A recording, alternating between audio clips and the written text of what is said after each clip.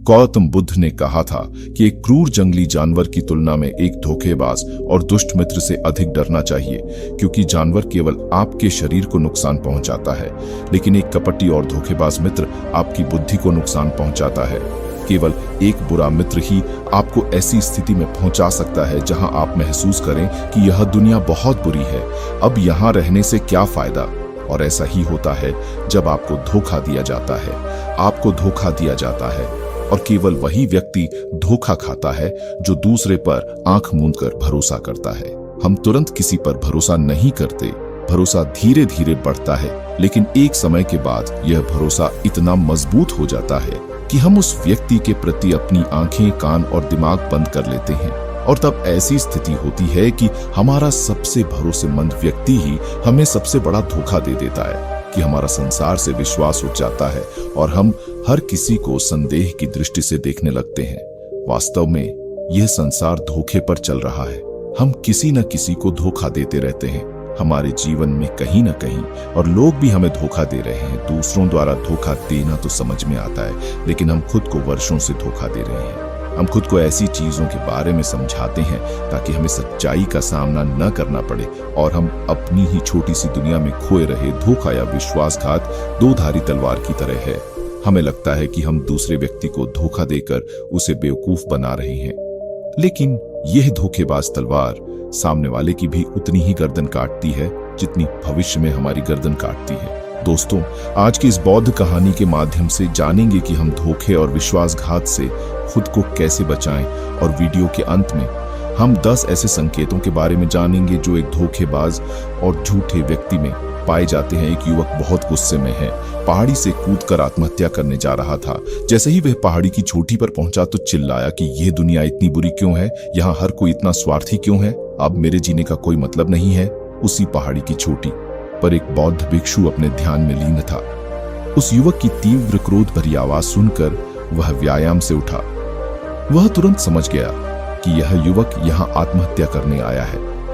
वह आदमी पहाड़ी से कूदने ही वाला था कि बौद्ध भिक्षु ने उसका हाथ पकड़ लिया और उसे पीछे खींचते हुए कहा, क्या हुआ? क्या आगे का रास्ता खत्म हो गया? युवक ने कहा कि कौन सा रास्ता? यहाँ कोई रास्ता नहीं है।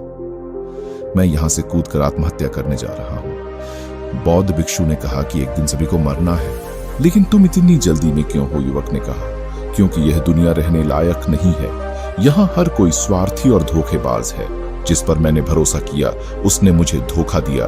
मेरे अपने भाई ने मुझे धोखा दिया, मेरे दोस्तों ने मुझे धोखा दिया, लेकिन आज तो हद हो गई। मेरी पत्नी ने भी मुझे धोखा दिया। वह एक अमीर बिजनेसमैन के साथ भाग गई। इतना धोखा खाने के बाद अब मेरा इस दुनिया में रहने का कोई मतलब नहीं है। स्वार्थी दुनिया में किसी पर भी भरोसा नहीं किया जा सकता, इसलिए मैं आत्महत्या करने जा रहा हूं।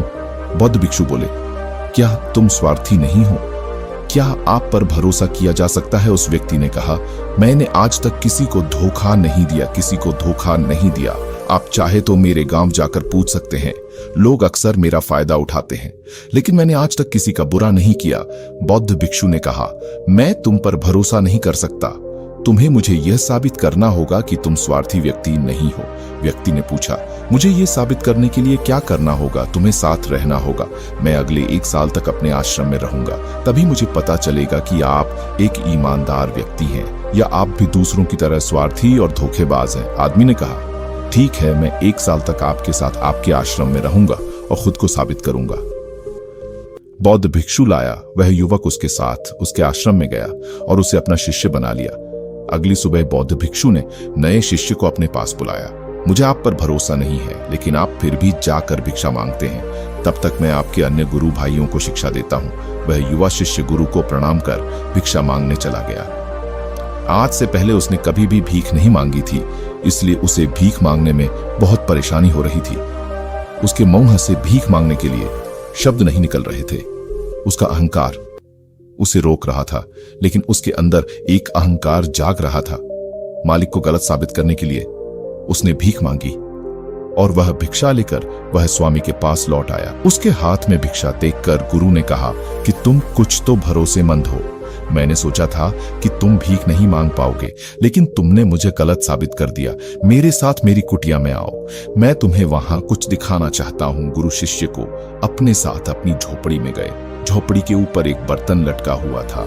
गुरु ने झोपड़ी की ओर इशारा किया बर्तन और कहा, क्या तुम उस बर्तन को देख रहे हो? इसमें जहर होता है, और जहर भी ऐसा होता है कि अगर किसी व्यक्ति को दे दिया जाए तो व्यक्ति बहुत आसानी से मर सकता है और किसी को पता भी नहीं चलेगा कि उनकी मृत्यु कैसे हुई। युवा शिष्य ने कहा, लेकिन गुरु, आप मुझे ये सब क्यों बता रहे हैं? साधु ने कहा, मैं तुम्हें केवल चेतावनी दे रहा हूं कि गलती से भी इसे मत खाना। कुछ दिनों के बाद गुरु एक जंगल से गुजर रहे थे। उनके शिष्य, तभी कुछ जंगली लुटेरों ने अचानक उन पर हमला कर दिया।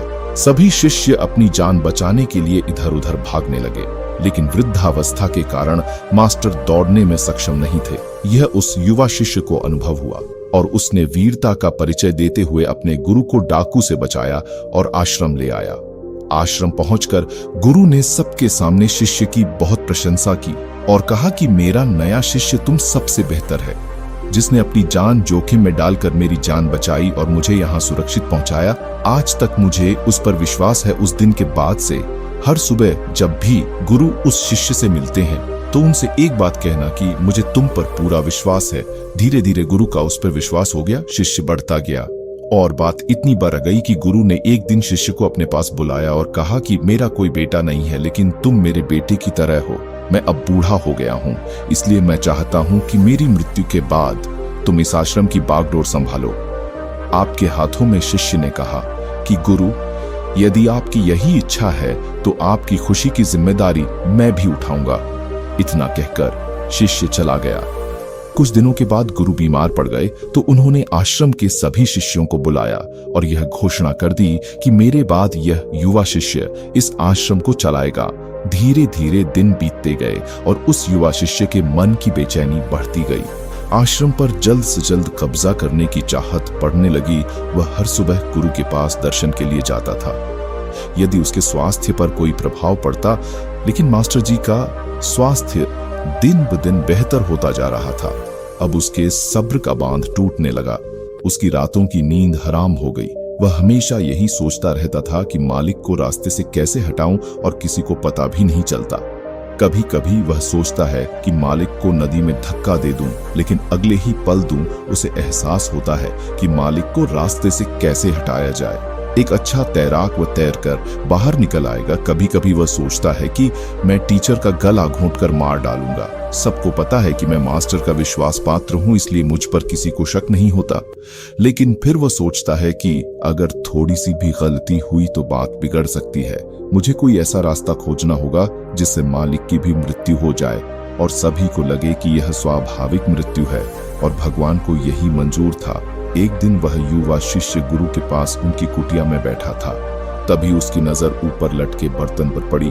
उसे याद आया कि मालिक ने कहा था कि इसमें जहर है, और जहर भी ऐसा कि किसी को पता नहीं चलता। उसने सोचा यही सही रहेगा, मैं ये जहर गुरु को दे दूं और किसी को पता भी नहीं चलेगा कि उनकी मौत कैसे हुई, और फिर पूरे आश्रम पर मेरा कब्जा हो जाएगा। अगले दिन उसने चुपके से चोरी कर ली, मालिक की झोपड़ी से निकला जहर और उसे गुरु के भोजन में मिला दिया। गुरु ने रात्रि का भोजन किया और सोने चले गए। लेकिन जब सुबह हुई तो पूरा आश्रम जाग रहा था, लेकिन गुरु नहीं उठे। शिष्यों ने गुरु की कुटिया में जाकर देखा तो पता चला कि गुरु की मृत्यु हो गई है। जब उस युवा शिष्य को इस बात का पता चला तो वह अंदर ही अंदर बहुत खुश हुआ और आश्रम पर कब्जा करने का काम शुरू कर दिया। उसी आश्रम में गुरु का एक पुराना शिष्य भी था। वह पूरी घटना को चुपचाप देख रहा था। वह अपनी कुटिया में गया।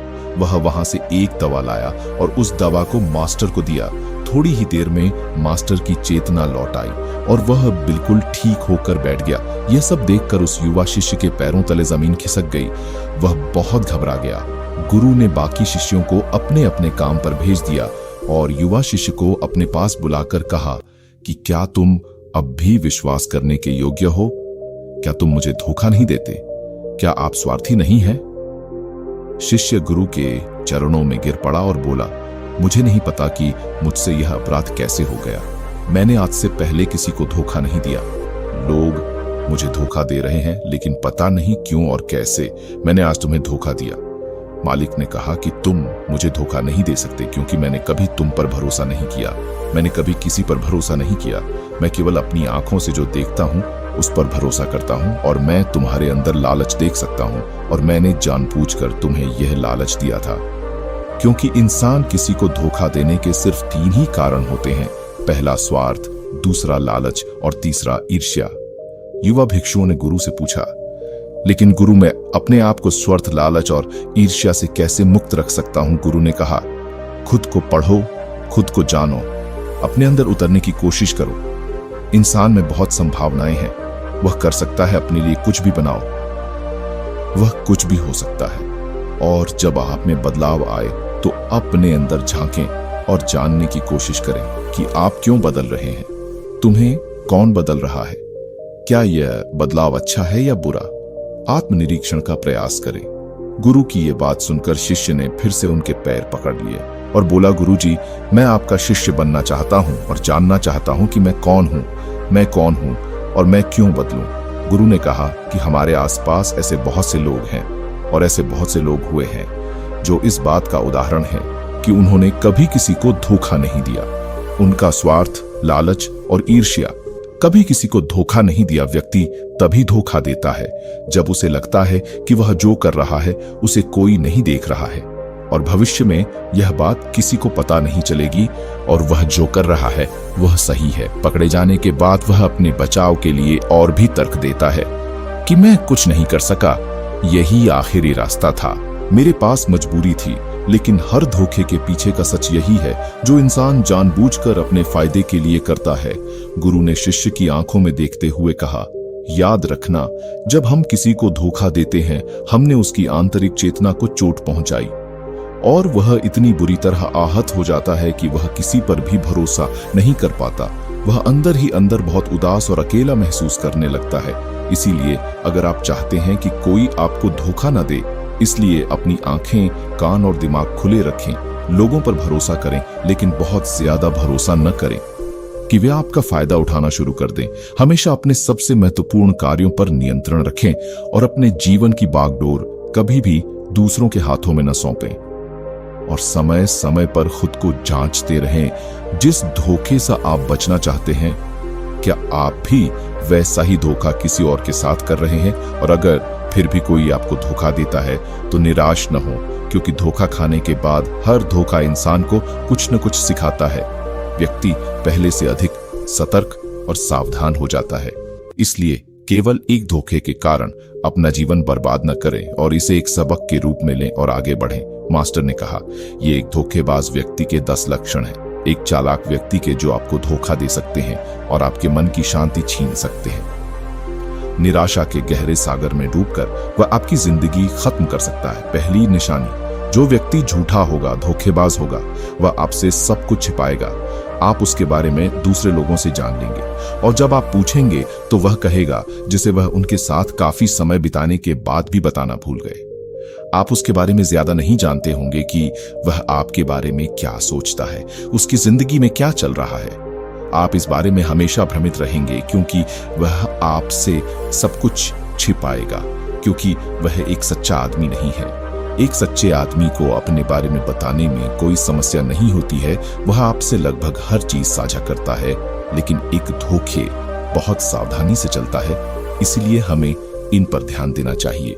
वह व्यक्ति जिसके साथ हम रिश्ते में हैं, जिसे हम अपनी जिंदगी सौंपने जा रहे हैं, जिसके साथ हम प्यार और विश्वास का सौदा करने जा रहे हैं, क्या वह अपनी पूरी जिंदगी एक खुली किताब की तरह हमारे साथ साझा करता है या नहीं, या वह हमसे बातें छुपाता है या नहीं।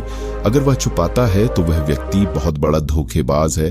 दूसरी निशानी, जो व्यक्ति धोखेबाज है या जो हमसे सच्चा प्यार नहीं करता, वह कभी भी हमसे सच्चा प्यार नहीं करता, हमारी परवाह करता है। चाहे हम उसकी कितनी भी परवाह कर लें, उसके लिए कुछ भी कर लें, लेकिन उसे रत्ती भर भी परवाह नहीं होगी। और ये एक बार नहीं, बार बार दिखेगा, लेकिन हम इसे नजरअंदाज कर देते हैं। ये हमारी गलती है। हमारे जादू के कारण हम देख नहीं पाते। सच्चाई हमारी आंखों के सामने भी है। अगर हम थोड़ा और सचेत होकर देखने की कोशिश करें तो यह हमारी गलती है।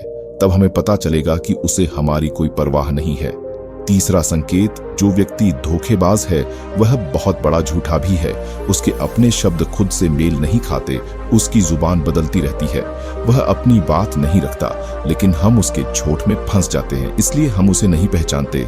चौथी निशानी, धोखेबाज व्यक्ति हमारे सामने तो हमारी चापलूसी करेगा और हमारी तारीफ करेगा, लेकिन पीठ पीछे वह कभी हमारी तारीफ नहीं करेगा और हमारा सम्मान नहीं करेगा। चाहे हम उसके लिए मर भी जाएं, लेकिन वह कभी हमारी तारीफ नहीं करेगा। और कभी भी हमें उतना महत्व नहीं देंगे जितना हम अपने जीवन में देते हैं, क्योंकि वह एक दिन हमें धोखा देगा। इसलिए बेहतर होगा कि हम बहुत अधिक धोखा खाने से पहले सावधान हो जाएं। पांचवा संकेत, वे जो कहते हैं उस पर ध्यान न दें, बल्कि इस पर ध्यान दें कि वे आपके साथ क्या करते हैं। बात करना बहुत आसान है, लेकिन करना बहुत मुश्किल है, और ज्यादातर लोग इन्हीं बातों पर अटक जाते हैं। इसलिए चाहे वह आपसे कितनी भी बात कर लें, उससे कई वादे किए जा सकते हैं, लेकिन जब तक वह पूरा करके न दिखा दे, छठे संकेत पर भरोसा न करें। प्रेम संबंधों में अक्सर यह देखने को मिलता है कि कैसे एक धोखेबाज व्यक्ति अपने प्यार करने वाले को इस तरह अपने जाल में फंसा लेता है कि सामने वाला उसके लिए हमेशा उपलब्ध रहता है। वह कहीं नहीं जा रहा है, यह उसके लिए यहीं रहेगा। वो न आदर करते हैं, न सम्मान करते हैं, और अगर सम्मान की भीख मांगी जाए तो अपमान ज्यादा करते हैं। अगर किसी रिश्ते में किसी से मिन्नत करनी पड़े, मुझे अपना समय देने के लिए मुझसे बात करो, तो इससे बुरा रिश्ता कोई नहीं हो सकता। जो आपसे सच्चा प्यार करेगा वह खुद चाहेगा कि वह अपना ज्यादातर समय आपके साथ बिताए, जिससे आप समय की भीख मांगते हैं। समझ लें कि उसमें आपके लिए कोई प्यार नहीं है। सातवीं निशानी, उसके पास हर चीज के लिए समय होगा, लेकिन आपके लिए उसके पास कभी समय नहीं होगा। वह अपने जीवन में आपके लिए कुछ भी नहीं छोड़ेगा, लेकिन आपको कभी भी छोड़ देगा। वह आपसे तभी बात करेगा जब वह चाहेगा, तब नहीं जब आपको उनकी जरूरत हो। वे आपकी जगह किसी और को ले सकते हैं, लेकिन आपके लिए कुछ भी नहीं बदलेगा, न उनकी आदतें, न उनका स्वभाव, और न ही उनका आराम। आठवां संकेत, वे कभी भी आपके प्रति समर्पित और प्रतिबद्ध नहीं होंगे कि हम आपके साथ हैं, चाहे कुछ भी हो जाए, हम आपका समर्थन करेंगे, चाहे समय कोई भी हो। वे केवल अपनी शर्तों पर आपके साथ रहेंगे। जब भी वे सहज होंगे और अच्छा महसूस करेंगे, वे आपके साथ रहेंगे, और अगर इससे उन्हें थोड़ा सा भी दुख होगा तो वे चले जाएंगे, क्योंकि वे कभी भी अपनी शर्तों से बाहर नहीं आएंगे। लोग आपके परिवार को पसंद करते हैं पूरी दुनिया में कहीं भी, और हाँ, उनकी बात अलग है जो लोग आपके परिवार से थोड़ा बाहर हैं, जैसे आपका दोस्त, दूर का रिश्तेदार या पड़ोसी। लेकिन परिवार के सदस्यों को माफ कर देना ही समझदारी है। तो दोस्तों, उम्मीद करता हूं आपको इस कहानी से एक अच्छी सीख मिली होगी। ये कहानी आपको कैसी लगी, हमें कमेंट बॉक्स में कमेंट करके जरूर बताएं, और साथ ही इस कहानी को अपने दोस्तों के साथ जरूर शेयर करें, ताकि उन्हें भी इस कहानी से कुछ सीखने को मिल सके। धन्यवाद।